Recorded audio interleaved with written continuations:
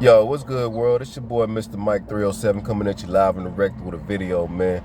And I wanted to make this video because, I had a few thoughts on my mind about these released wrestlers, like the Ruby Riotts and the Lanas and Aleister Black and all these wrestlers who recently been released.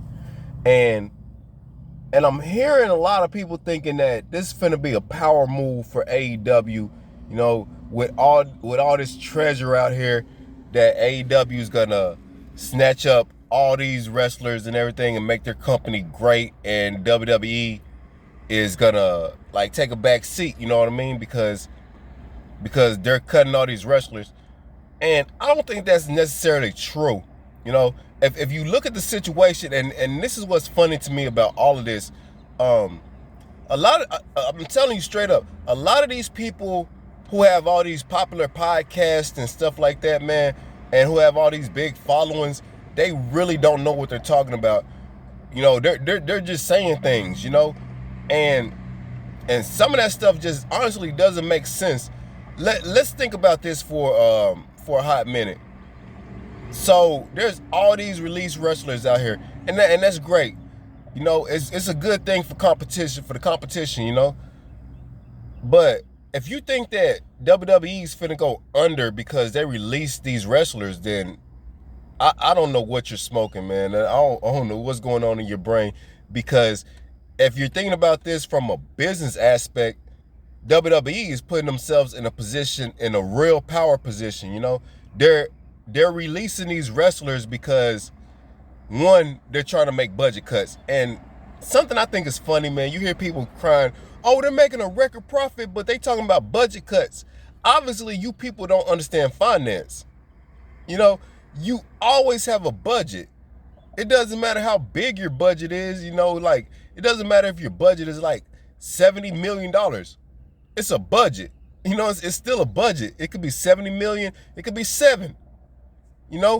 So if you're exceeding this budget, then you got to figure out a way to cut some costs and bring it back down.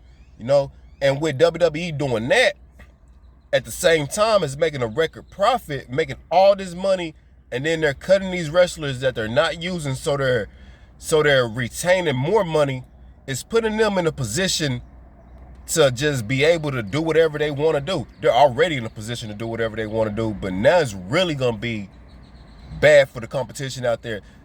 Like, if AEW mess around and they add all these wrestlers to their payroll, one, AEW is not going to know what to do with them. They've already proven that. They got a track record of showing that they don't know what to do. They are not creative at all. Just look at FTR. Look at FTR and look at LAX. Those are your two best examples, because when they was free agents, the world wanted them. Everybody wanted them. AEW got them, and to this day, right now, they're not doing anything. They're just sitting back, having fun, collecting a paycheck, enjoying time with their family, man, and doing everything. And that's good for them. But creatively, they're killing their careers. Miro almost killed his career. Lance Archer.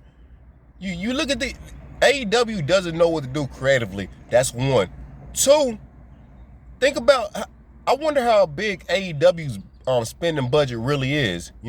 With them spending money on people like a Christian Cage and Mark Henry and Paul White and these names that really don't matter, because you hear people say things like, oh, well, they're gonna play a role like in the backstage area.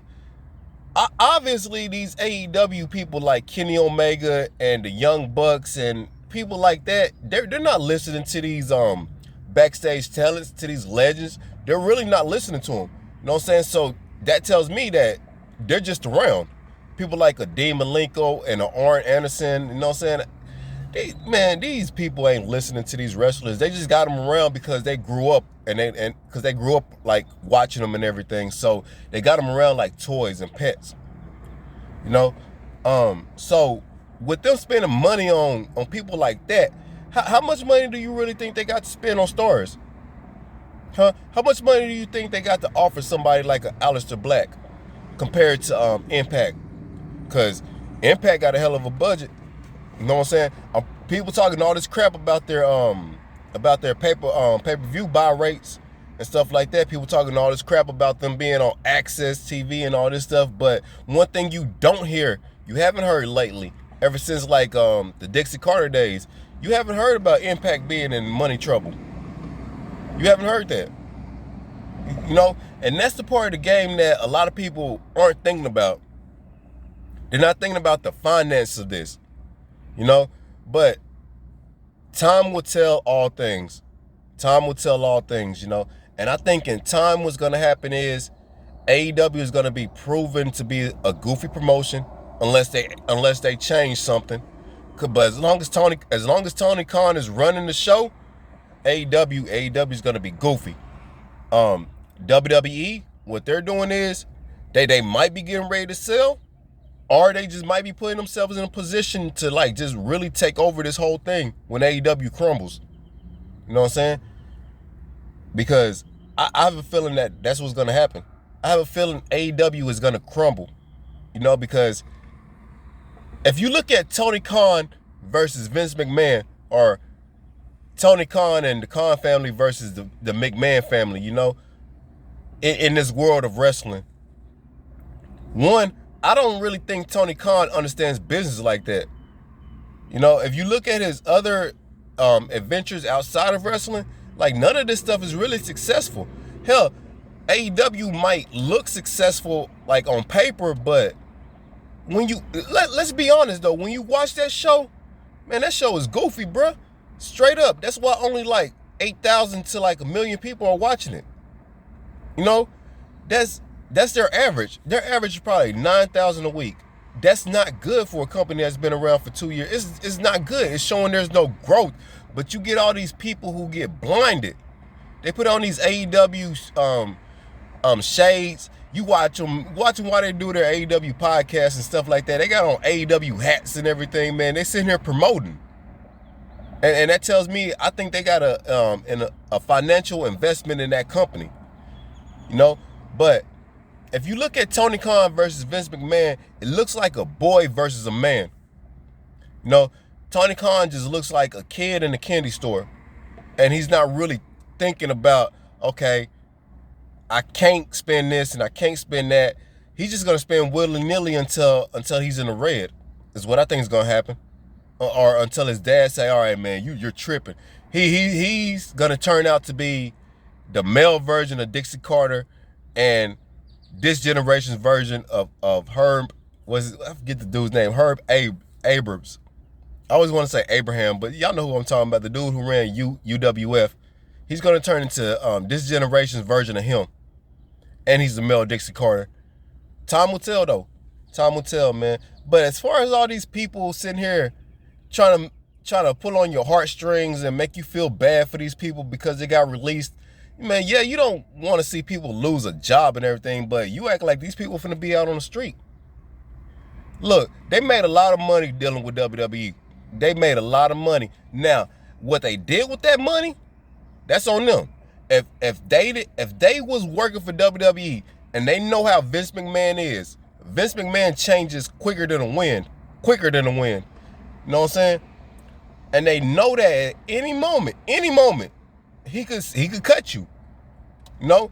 And if you're in there and you're just spending money, whatever, thinking like this well is never gonna run dry and you're gonna be WWE forever, and you're not saving your money, and then that day come when you get cut, I mean, I can't really feel bad for you because you had the opportunity and you know how your boss is. You know what I mean? So I think that these people are smart. You know, I think that they understand what WWE is all about. It's like the NFL, you know, not for long. You come in, you make your money, and at any moment you could be let go. And I think they understand that, and I hope that they save their money, and I hope they put their money in a good spot to when this does happen, that they'll be all right. Because I'm seeing that Buddy Murphy's already taking bookings, you know. So I don't think he has like any non-compete clause, you know. I'm not sure about Aleister Black and like a Braun Strowman, but the fact that Buddy Murphy is already taking bookings, you know, maybe Ruby Riott don't have a non-compete clause, you know, maybe she could take bookings too.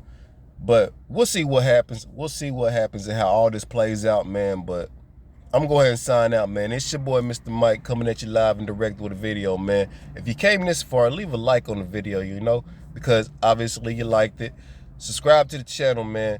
Let's grow the nation, man. Follow me on the Twitter at Mr. Mike 307. And if you just want to leave a comment about anything that I said in this video or anything that's going on in your world in general, leave that comment in the comment section and I'll get back at you, all right? Peace.